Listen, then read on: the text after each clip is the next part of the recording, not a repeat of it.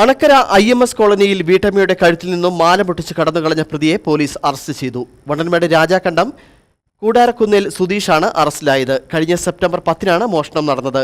കഴിഞ്ഞ ദിവസം കട്ടപ്പനയിൽ നടന്ന മാല മോഷണ കേസുമായി ബന്ധപ്പെട്ട ചോദ്യം ചെയ്യലിനിടെയാണ് അണക്കരയിലെ മോഷണ വിവരം പ്രതി പോലീസിനോട് വെളിപ്പെടുത്തിയത്.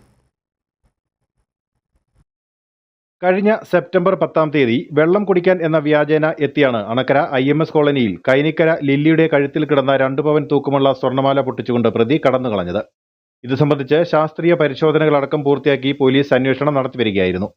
ഇതിനിടയിലാണ് കഴിഞ്ഞ ദിവസം കട്ടപ്പനയിൽ സമാനമായ രീതിയിൽ പ്രതി മാലമോഷണം നടത്തുകയും പോലീസിന്റെ പിടിയിലാവുകയും ചെയ്തത്. ഈ കേസുമായി ബന്ധപ്പെട്ട ചോദ്യം ചെയ്യലിനിടെയാണ് അണക്കരയിൽ നടന്ന മാലമോഷണ വിവരം പോലീസിനോട് സമ്മതിച്ചത്.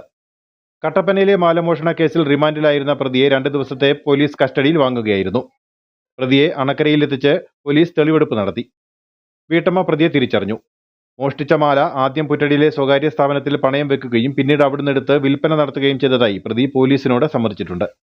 Vandanmedu SI Binoy Abraham, senior civil police officer N Jayan, ഉദ്യോഗസ്ഥരായ ബൈജു R, അരുൺ പീതാംബരൻ എന്നിവരുടെ നേതൃത്വത്തിലാണ് പ്രതിയെ തെളിവെടുപ്പിന് എത്തിച്ചത്. News bureau, Anakkara.